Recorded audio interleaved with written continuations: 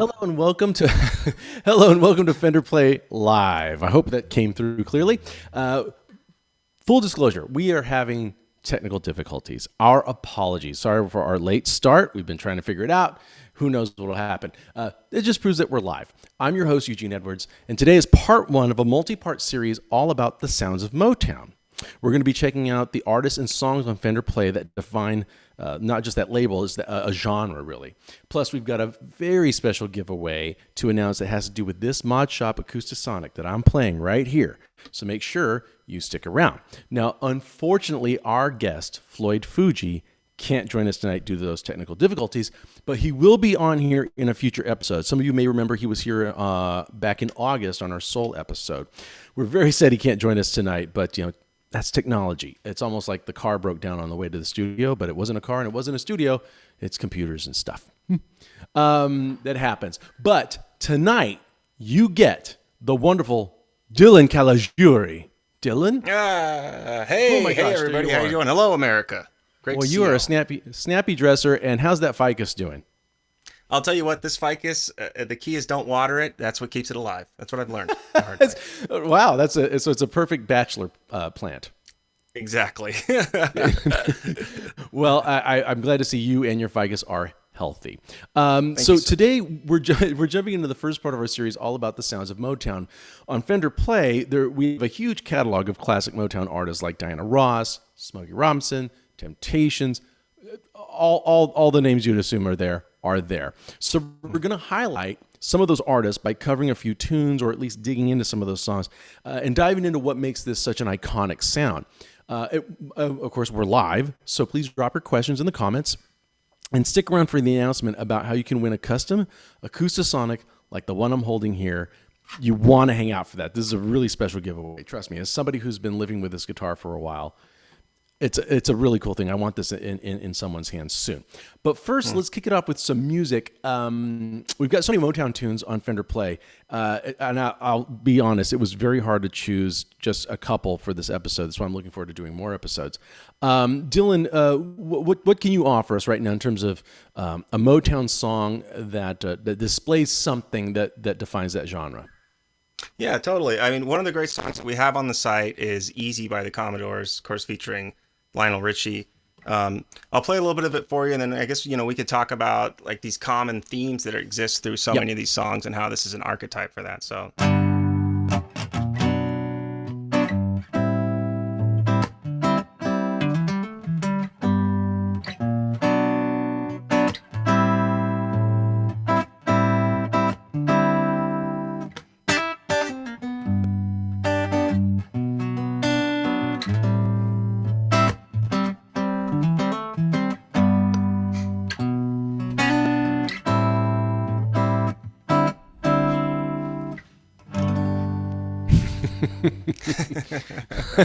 You sneak in that extension at the end. So what I hear is obviously the thing that grabs my ear is this minor seventh chord, right?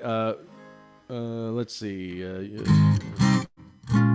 that one. That was that B minor seventh, B flat minor seventh, B flat minor 7, yeah. Oh, I think we And might then be you half follow- step off, but yeah. Oh, Yeah, I but think that's you're it. right, That's we are. it, and it's that whole like that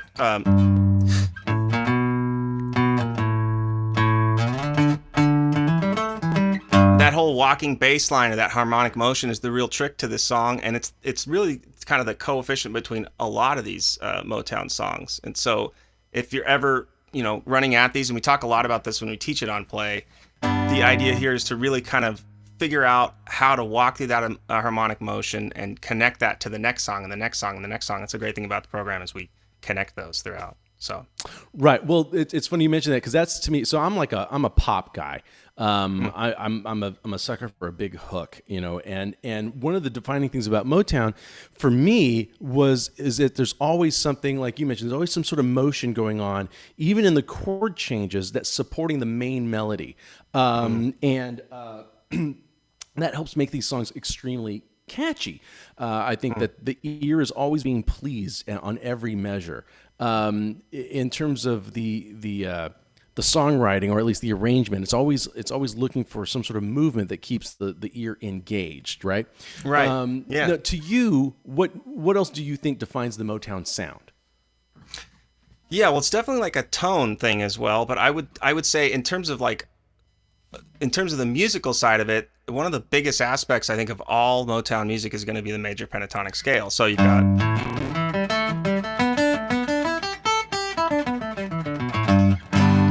and so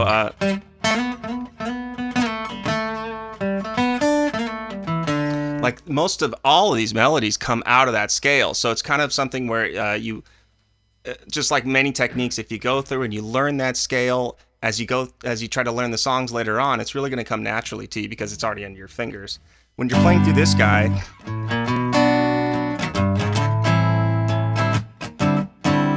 this last chord here is a suspended chord, and this is one of the super common chords that's in a ton of Motown songs. The cool thing about it is it's literally just a single finger bar when it's off the fifth string. So it's a, as guitar players, we're really lucky to hear that. Is this essentially the 4 chord with the 5 in the bass sort of thing? Is that that's it. Yeah.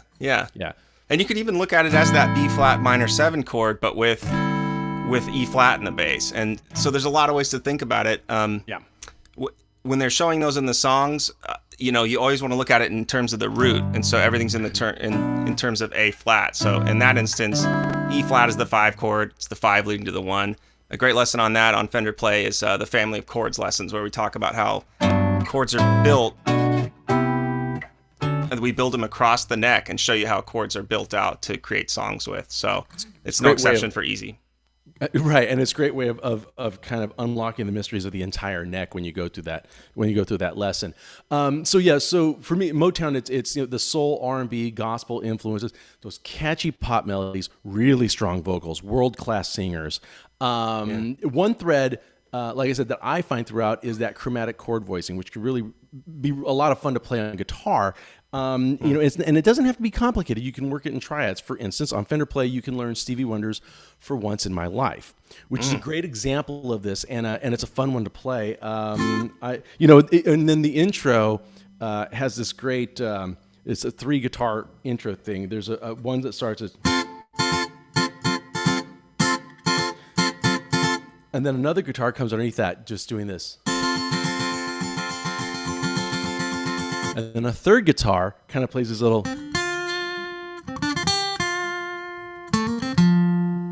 And then before you know it, Stevie shows up. It's like, for once in my life, I have someone who needs me. Someone I've needed for so long. For once, unafraid, I can go where life leads me. And somehow I know I'll be strong. Sorry, I blew the lyrics. But the idea here is this chromatic movement. Even if I just kind of open the body on this a little bit. F major triad, then F augmented. We raise the 5th by 1 degree. And then F6. And then F dominant. So we get that going. And then we go to our G minor, and it kind of a minor line cliche that kind of works back and forth.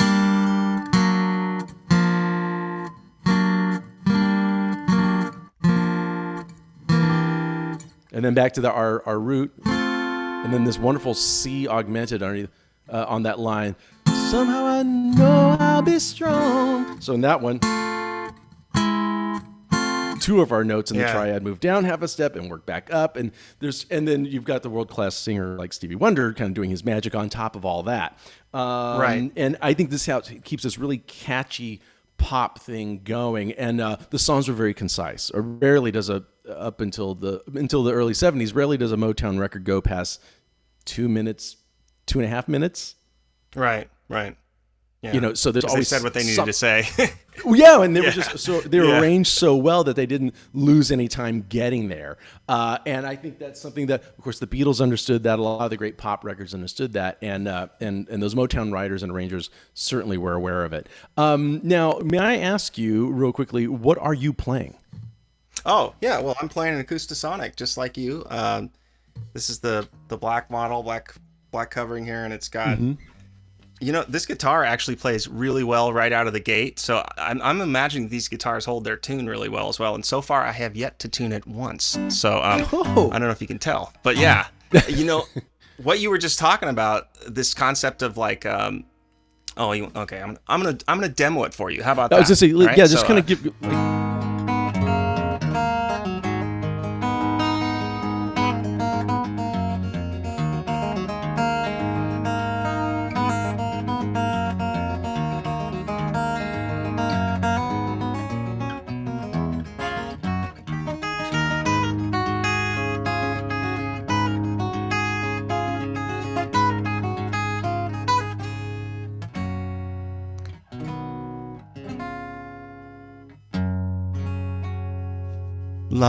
Lovely. Yeah, it plays really, really well, man. Classical Gas by Mason Williams. But then talk about the setting you were on that guitar, real quickly, if you can explain, like where were you? Why did it sound so much like an acoustic? You know what? Yeah, so it's got a 5-way switch on this guitar, and it's a combination of the microphone and the pickup here in each one of them. So it's a different voicing utilizing the microphone as well as the pickup, which is a pretty common thing you see on acoustic guitars. At this point, I mean, this is kind of like every style of guitar. As you played in your warm-up, you can play electric guitar with distortion on it. You can play acoustic. You can get a really mellow folded tone or a telephone style sound, or you can get a really hardcore sound too if you want. So I'm like I said, I'm also playing the Mod Shop Acoustasonic, and speaking of, I want to take a quick pause in this Motown episode because I have a very special announcement from our friends over at the Mod Shop. Starting tonight, you can enter to win your very own custom Mod Shop Acoustasonics.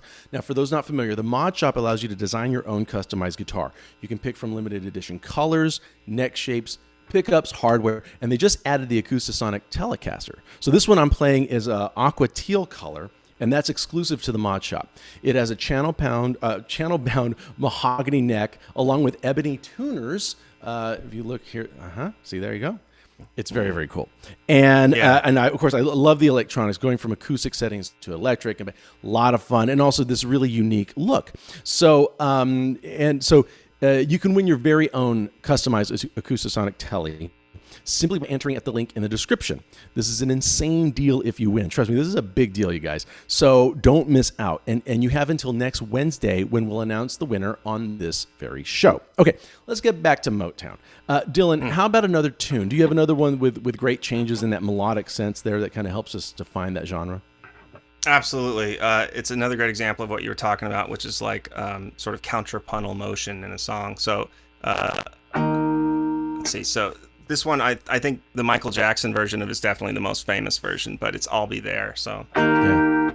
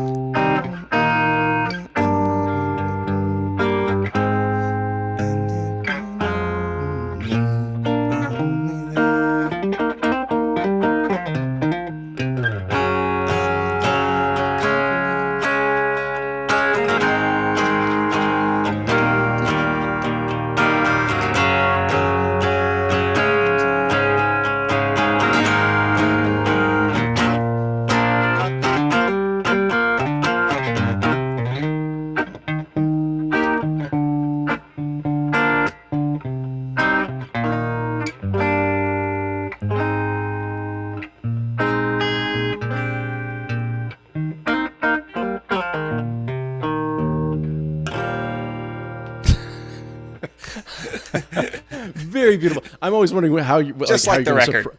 Just like a record. How are you going to surprise me with your chord voicings? Okay, so there's a theory I have about Motown, if I may share, about the songwriting.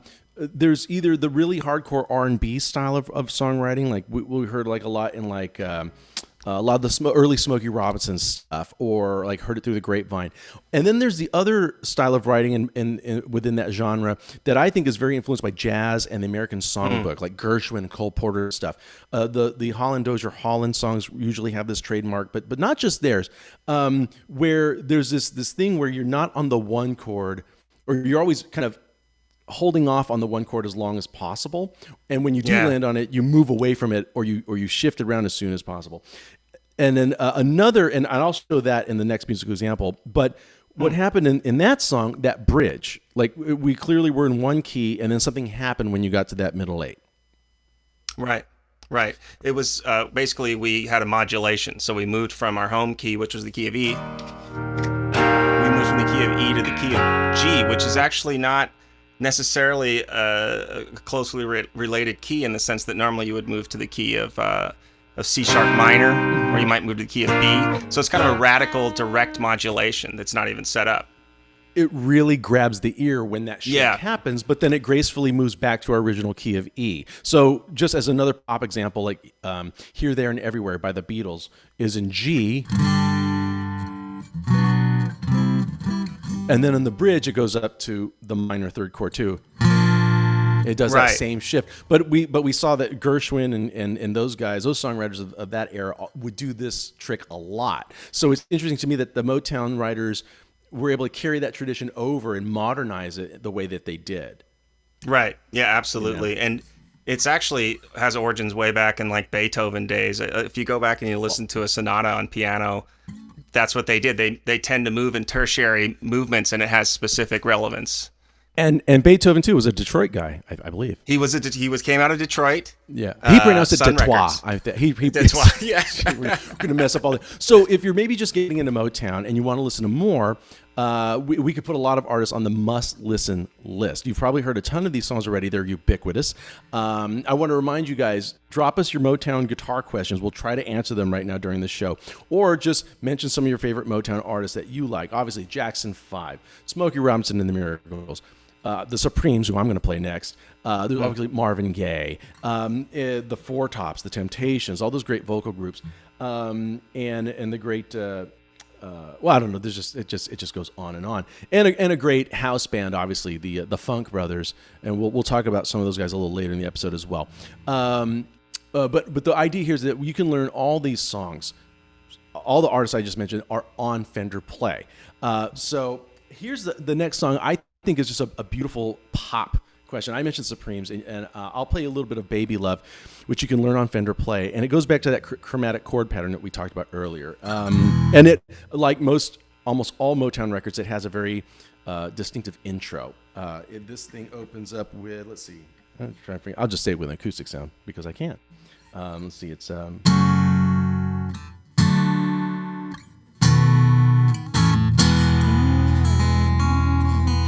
baby love, my baby love, I need you, oh how I need you. But all you do is treat me bad, break my heart and leave me sad. Tell me, what did I do wrong to make you stay away so long? 'Cause baby love, my baby love, been missing you, miss kissing you. Instead of breaking up, let's start some kissing and making up. But don't throw our love away. In my arms, why don't you stay? Baritone saxophone, if you have one, you know.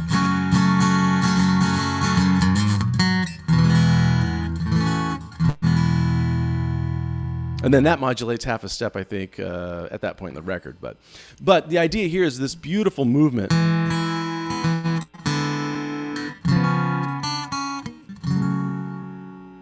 And then finally the one chord again.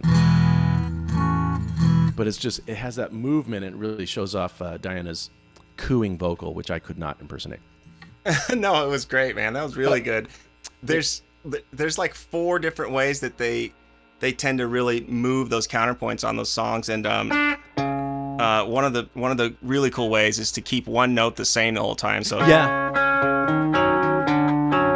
which is called oblique motion. Then you have contrary motion,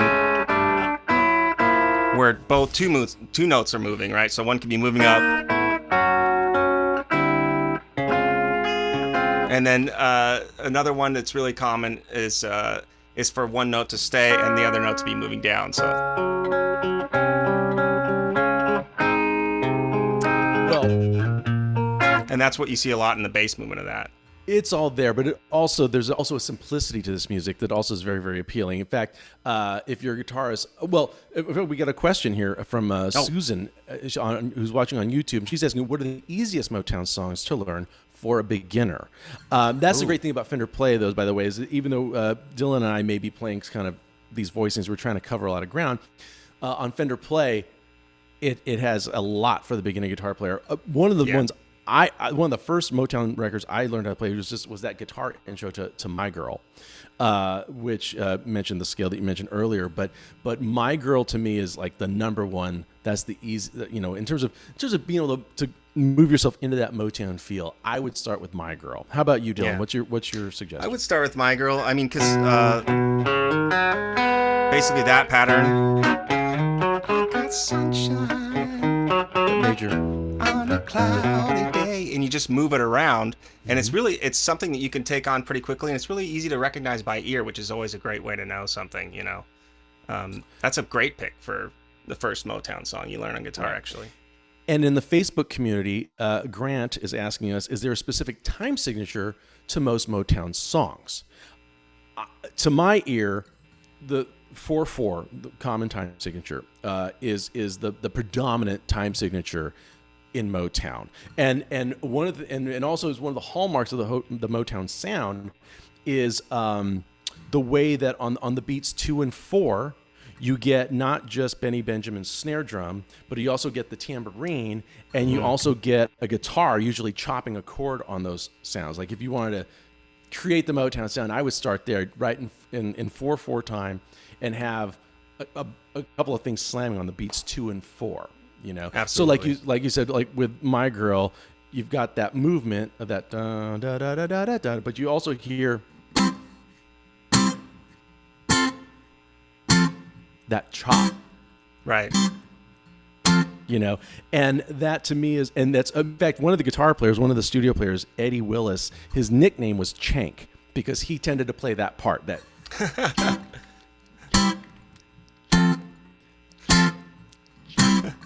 Eddie Chank Willis. There you go. So that's the answer to that. And then Chaz R on YouTube is asking, is Motown still going today? It still exists. In fact, Stevie Wonder is still currently on Motown Records. In the early 80s, he took a few years off, but he came back, and he's the longest living. So it's part of the Universal Music Group. I don't get into the weeds there. But yes, Motown is still going today. And it always has come up and always had new artists going through. And of course, as R&B goes through a lot of changes, so does Motown. But Dylan, I think it's time that we get to some homework. I think we're kind of like running a lot of material. Of course, we'll have more episodes about Motown. There's so much more to get into. If you're tuning in for the first time, we're all about learning guitar here, and that means we'd like to give you guys some homework, some things to work on at home after the episode is over. Dylan, it's your turn to do the assignments. Oh, it's my honor. Well, so if you're a beginner, I want you to try out some minor seventh chords. I mean, these are really the taproot of Motown. So if you can get on Fender Play, look up minor seventh anything, and then you can also, all the songs that we played today have minor seventh chords in them. But if you just look up, for instance, A minor 7, which is even easier than A minor, that's a great one to start with. Notice that it's the difference between A minor 7 and C is really just one finger. So you're able to move between the two of those quite easily, and you can add something to your chord vocabulary. Check out minor 7th chords if you're a beginner. Intermediate player, let's go for easy at full speed. So this is it's going to be something that you're going to be able to do, and you're going to feel, I don't know if you'll find it easy, but you will find it possible. And remember, Easy is a song by the Commodores. It's Lionel Richie on the top. So make sure you guys check that one out. I think that's very doable. And then for the advanced player, let's try playing through For Once in My Life by Stevie Wonder, which is what Eugene played earlier. And that's going to be a lot of fun with triads. I've seen the lesson. It's a lot of fun with triads. Guys. So if you get that done, Make sure you post it in the community, which, by the way, just hit 50,000 members recently. So, woot woot. We're very excited about that. Congratulations, Fender. Congratulations, everybody. Oh, I'm sorry. That's me. Technical difficulties again. So here's the funny thing, Dylan. This is where you would normally come in to the show. Usually break through the wall like the Hey Kool-Aid guy. That's right. And interrupt the whole thing. So what have you got for us today? Switch hats, switch shirts, whatever you got to do. Yeah, right. In terms of the giveaway. Well, I don't know if you guys can see this shirt that I'm wearing. Eugene's going to hold up the back. The back is where all the action's back. There we go. It's the Acoustasonic shirt. It's the Fender Acoustasonic Telly t-shirt. And basically, in a moment, I'm going to do the giveaway for the Fender Play giveaway, but I want to talk about that first because you can use the code Motown50 to get 50% off on that shirt when you check out from the Fender site. So 50% is a pretty big deal. I'm thinking about getting about 7 or 8 of them myself. And so it's a great shirt. Check it out. Again, that's Motown50 for the Acoustasonic Telly t-shirt. And then for those of you that are not Fender Play members, we've got a Fender Play giveaway that we do every single week on this show. And each week, a Fender Play subscriber who completes a streak, which is 3 7-minute sessions on Fender Play, is automatically entered to win the Fender Play giveaway, where we announce the winner here every week. And they get to select from Strats, Tellys, Jazzmaster, P-Bass, amps, and more. And to get streaks, you basically need 3 7-minute sessions, and it automatically enters you to win. But if you get multiple streaks, you're entered to win for each streak that you get. So, for instance, if you have 5 consecutive streaks, you get 5 entries to the giveaway. So the more you go on Fender Play, the more you use it, the more chances you have to win, which is awesome. So do you guys want to know who won this week? I do. Okay. I think everybody does. Here we go. I'm going to announce it. Here we go. Let's do it. Oh, gosh. It's Jamie T. Jamie T, congratulations. Woo! That's fantastic. Good for you, Jamie T. Congrats to you. Enjoy your new guitar, bass, amp, whatever it is, or ukulele, whatever it is you choose. And Dylan, what else do you have for us?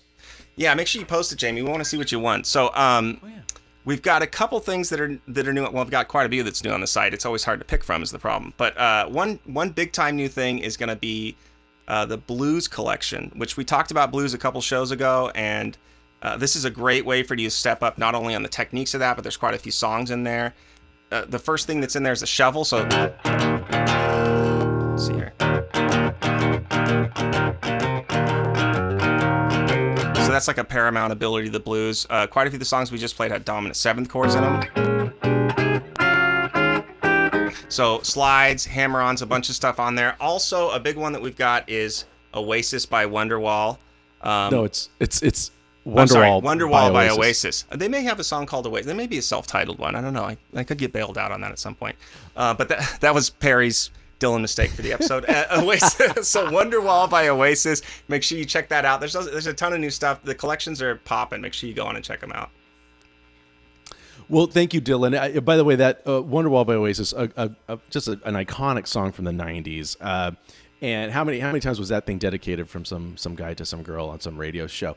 And a real intricate kind of strumming pattern. I'm interested to digging into that.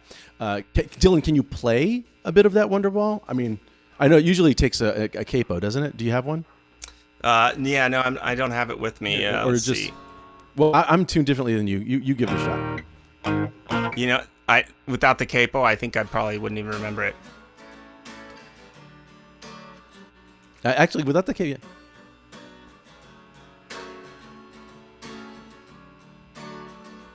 I'm not playing it correctly. There we go. Yeah, if you keep playing today, I'm not warmed up. We will have to practice our Mancunian accents for the Oasis episode. That I'm sure is inevitable.